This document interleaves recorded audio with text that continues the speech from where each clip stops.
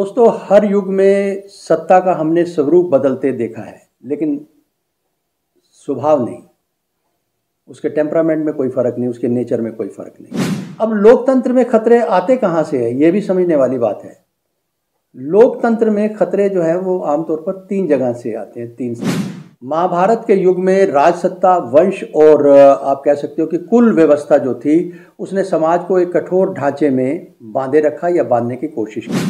आज के भारत में संविधान वह भूमिका निभा रहा है, लेकिन उससे हटके वो ये कि लोगों को बांधने से नहीं बल्कि बराबरी में लाने की जो आज का भारत है वो भूमिका निभा रहा है। नमस्कार, मैं जगभूषण शर्मा।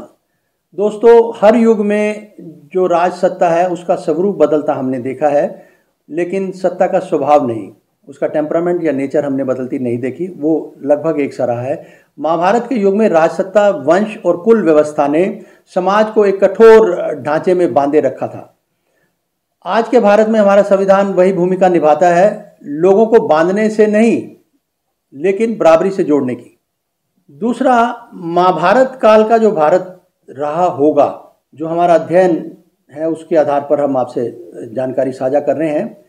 महाभारत काल का भारत अवसर का नहीं बल्कि वंश और कुल का भारत था, जिसमें आप कह सकते शिक्षा, शासन या युद्ध कला आपको जन्म पर आधारित जब है वो सब कुछ तभी उपलब्ध था जब आपका जन्म किसी उच्च कुल में हुआ। एक कहानी जो हम आपके सामने पेश करते आ रहे हैं, 6, 7, 8 जो वीडियो हमने बनाए हैं, वो सूत पुत्र कर्ण की है। अब कर्ण को उस वक्त की सामाजिक असमानता, जातिवाद से ज़्यादा लड़ना पड़ा बनस्पत अर्जुन के।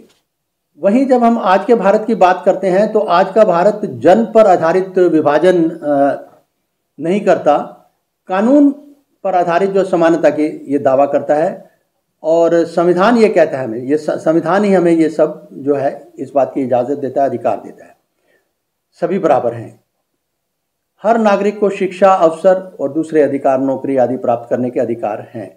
व्यवहारिक रूप से क्या कुछ हो रहा है उस पर हम अलग से वीडियो बनाएंगे, वो एक उस पर हम वो चर्चा जारी रखें। ये तो तुलनात्मक एक हम आपको बता रहे हैं कि जो सत्ता का है वो स्वरूप भले ही बदले हो, स्वभाव नहीं बदला। महाभारत काल की जब बात करते हैं तो वहाँ तत्कालीन परिस्थितियों में आप जो असमानता थी वो सीधी दिखाई पड़ती थी, कुल और वर्णों में बटी थी, जातियों में बटी हुई थी, सब वो वर्ण व्यवस्था का ही एक हिस्सा है। लेकिन आधुनिक भारत की जो है असमानता वो संस्थागत है और अदृश्य है, दिखती नहीं है और कुछ आभास होता है कुछ कुछ। अब तो खैर वर्तमान में अगर बिल्कुल करंट की बात करें तो वो बहुत कुछ प्रत्यक्ष हो रहा है, उस पर हम चर्चा अलग करेंगे। फिलहाल जो तुलनात्मक मोटे तौर पर जो इसका सत्ता के जो एक नेचर है उसको हम समझने की कोशिश कर रहे हैं। जाति आज भी सामाजिक और राजनीतिक दोनों स्तर पर जो है एक वास्तविकता है। यानी अगर हम कहें कि जो जातियों का जो भेद मिट गया हो, ऐसा कुछ भी नहीं है। वो सामाजिक स्तर पर भी हम जातियों की हम खूब देख रहे हैं कि आपस में बटी हुई हैं, उसमें भी छोटे बड़े की बात खूब होती है, और राजनीतिक में भी और राजनीति में भी होती है। ये दोनों स्तर पर हम देख। आज सबसे बड़ा सवाल ये है कि जो कौन सी विचारधारा है जो राज्य के संवैधानिक संरचना से टकरा रही है, ये आज का बड़ा सवाल है। हमने समझना ये है कि आज की जो परिस्थितियाँ हैं वर्तमान भारत की, नए भारत की, आधुनिक भारत की और ना जाने क्या क्या, ठीक है जी, उस भारत में जो है कौन सी विचारधारा है जो राज्य के, देश के संविधान की संरचना को चुनौती दे रही है, ये सबसे बड़ा सवाल है। और कौन सा दल सत्ता में है वो एक अलग पहलू है, बात उसकी नहीं। तो जब हम इस सवाल पर गौर करते हैं कि कोई विचारधारा जो राज्य के संवैधानिक संरचना से टकराती है, तो इस पर थोड़ा सा हमें गौर करना पड़ता है। आरएसएस एक सांस्कृतिक संगठन कहता है अपने आप में, जिसकी मूल विचारधारा हिंदू राष्ट्र पर आधारित मानी जाती है और वह हिंदू राष्ट्र की तरफ ही देश को आगे बढ़ा रहा है। जबकि बीजेपी एक राजनीतिक दल है जो आमतौर पर इस विचारधारा को शासन में स्थान देने में प्रयासरत है, यूं कह लीजिए। अब इस बिंदु पर जो है, यानी जो हम आपसे बात कर रहे हैं कि कोई विचारधारा जो राज्य के संवैधानिक संरचना से जो टकराती है, उस पर जो है विश्लेषण बहुत सारे विद्वान काफ़ी लंबे समय से कर रहे हैं, इतिहासकार भी कर रहे हैं, न्यायविद भी कर रहे हैं, सवाल भी उठ रहे हैं। दोस्तों, अगर हम इसे विश्लेषणात्मक टिप्पणी के उसमें रूप में समझें तो आज जो टकराव है दो व्यवस्थाओं के बीच में है। संवैधानिक लोकतंत्र जिसका आधार धर्मनिरपेक्षता, स्वतंत्रता और समानता है, वहीं सांस्कृतिक राष्ट्रवाद जिसका आधार एक बहुसंख्यक सांस्कृतिक पहचान है। ये दो जो चीज़ें हैं ये आमने सामने हैं, इनमें टकराव है। जब कोई भी राज्य किसी भी विचारधारा को संवैधानिक मूल्यों से ऊपर रखता है, बात समझने की है, जब कोई भी राज्य किसी भी विचारधारा को संवैधानिक मूल्यों से ऊपर रखता है तो लोकतंत्र पर सवाल उठना स्वाभाविक है और लोकतंत्र पर खतरा मंडराना और भी ज़्यादा स्वाभाविक है। अब सवाल यह भी है कि क्या ये महाभारत काल जैसा टकराव है? महाभारत में भी संघर्ष था, व्यवस्था बनाम विवेक का। ठीक है, विवेक तो आज भी मारा जा रहा है। धृतराष्ट्र जो था वो सत्ता को वंश के आधार पर सुरक्षित रखना चाहते थे। भीष्म और द्रोण व्यवस्था की सीमाओं में बंधे हुए थे, जबकि अगर हम विदुर की बात करें तो वो एक संविधान के रूप में देखे जाते रहे। न्याय का पक्ष लेने वाले जो थे वो शक्तिहीन थे। अब बात को समझने की कोशिश करना, उस वक्त जो न्याय का पक्ष लेने वाले लोग थे वो शक्तिहीन थे। अब एक महत्वपूर्ण बिंदु और भी समझने का है यहाँ, वो ये है कि लोकतंत्र पर खतरे कहाँ से और किस तरह से आते हैं। सत्ता का केंद्रीकरण, लोकतंत्र पे खतरों की बात हो रही है। सत्ता का केंद्रीकरण, स्वतंत्र संस्थाओं को कमजोर करना या होना, अभिव्यक्ति और असहमति पर बाधा, उस पर निषेध। ठीक है, ये तीन खतरे जो है वो लोकतंत्र को, जब शासन किसी भी एक विचारधारा से बहुत गहरे से जुड़ जाए, बहुत जिसे कहते हैं उसमें सानिध्यता आ जाए, तो राज्य, संविधान और नागरिकों के बीच संतुलन डगमगा जाता है। जब महाभारत की बात करते हैं तो उसका शांति पर, और हम अपने देश की प्रस्तावना, जो संविधान की प्रस्तावना है उसे सामने रखकर समझते हैं कि महाभारत जो था वो आखिरकार सत्ता की लड़ाई नहीं था, व्यवस्था की विफलता की कहानी है, जहां न्याय की आवाज़ को दबा दिया जाता था और राज्य जो है वो एक कुल की जो महत्वाकांक्षा का बोझ बन के रह गया।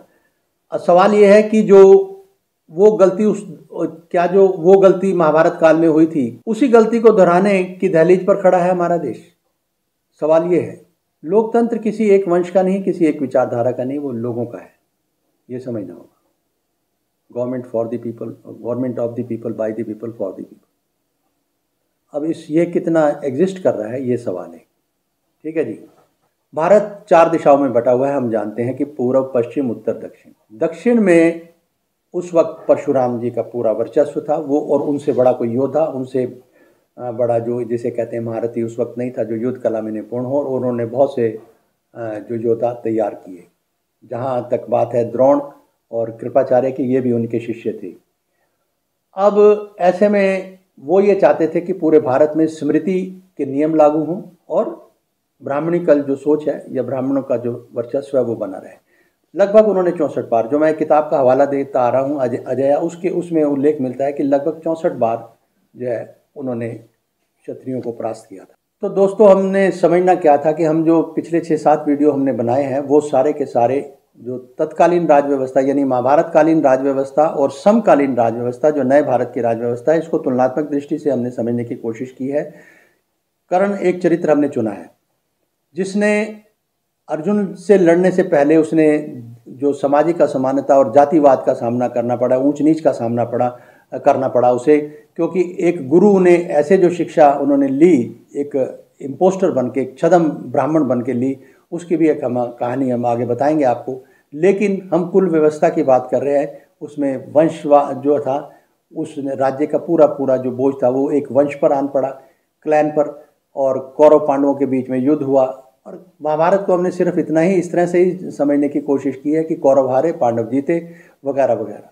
अब कर्ण से पहले, कर्ण को अगर हम उसके चरित्र को समझें, उसका बचपन को देखें, उसको समझने की कोशिश करें, तो बहुत ही कठिनाई का था, क्योंकि अर्जुन के एक तुल्य एक वीर होने से पहले उसे जो तत्कालीन परिस्थितियों में जो जातिवाद था उससे लड़ना पड़ा, गुरुओं की एक जिसे उपेक्षा का सामना उसे करना पड़ा।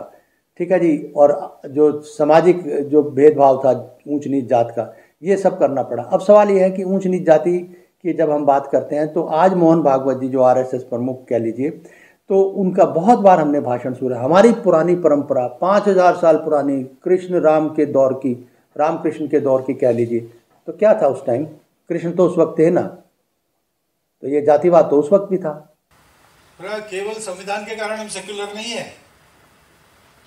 उस समय संविधान बन रहा था तो हमारे सारे जो बड़े लोग थे जिन्होंने संविधान बनाया वो सब सेक्युलर स्वभाव के थे। फिर एक मिनट रुके और फिर उन्होंने कहा कि केवल उस पीढ़ी से सेक्युलरिज्म हमारे में नहीं आया है, हमारी 5000 साल पुरानी संस्कृति ऐसी ही है। तो उस वर्चस्व को हमने पहचानना। अगर ये गियर रिवर्स लगता है, हमारा देश उसी व्यवस्था में जाता है, वर्ण व्यवस्था में। वर्ण बुरे नहीं है, मैं आपको फिर बताऊँ, वर्ण व्यवस्था बुरी नहीं है, मैं आपको फिर बताता हूँ। क्योंकि वर्ण है सिर्फ 4 और वो इस तरह की, वो इसलिए कहा गया था कि जो जिस तरह से काम करता है, जन्म से उसका कोई ताल्लुक नहीं है, वो काम करने का, आपके कार्य जो कार्य क्षेत्र है, जिसे कर्म भूमि है, उससे रिलेटेड है वर्ण का जो सारी व्यवस्था है, वो जन्म से नहीं है। लेकिन जो दूषित की गई वो जन्म से की गई, भाई जो जन्म में हो गया उसको ये कर दो वो कर दो। तो ये जो एक जो जात पात का एक पूरा संरचना तैयार की गई, जिसे समाज को दूषित किया गया या जो फैलाए गए भ्रम फैलाए गए, ये एक बहुत बड़ी घटना घटी है अतीत के अंदर। और कहीं ऐसा ना हो कि जो नया भारत और विश्व गुरु भारत बनने जा रहा भारत, वो कहीं रिवर्स गियर लग के उस पुरानी व्यवस्था में ना आ जाए, बड़ी दिक्कत आ जाएगी। आपको फिर बता दूं कि वर्ण व्यवस्था कर्म पर आधारित है, जन्म से उसका कोई लेना देना नहीं है। ये मैं नहीं कह रहा, भगवान कृष्ण ने कहा है, ये हमने इसी किताब से आपको पहले भी कोट किया, फिर भी उनका कहा हुआ हम बता देंगे। हालांकि वो इस बात के पक्षधर थे कि एक आदमी को कुल धर्म निभाना चाहिए, लेकिन वर्ण व्यवस्था को उन्होंने जिस तरह से बात करी है वो हम आपको उल्लेख आपके सामने कर देंगे। तो फिलहाल आज के वीडियो में इतना ही, फिर मिलेंगे। नमस्कार।